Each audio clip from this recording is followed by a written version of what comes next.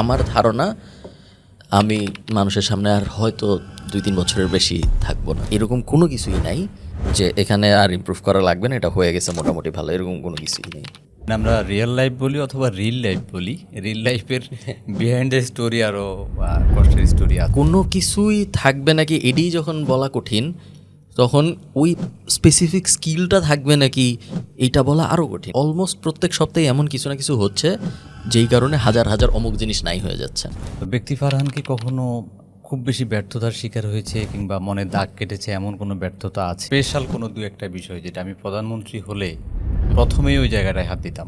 আমাদের এমন কিছু আসলে নাই যেটা আপনি বলতে পারবেন যে এই কারণে আপনি বাংলাদেশে এসে ব্যবসা করবেন। Work on sales, work on communication and then work on skill, এই তিনটা জিনিস যদি মোটামুটি ঠিক হয় আপনার মোটামুটি শিওর থাকবেন যে ভালো কিছুই হবে। এই যে তাবিজ বিক্রি করেন, তো আমার জন্য আজকে স্পেশাল কোন তাবিজটা দিয়ে যাবে?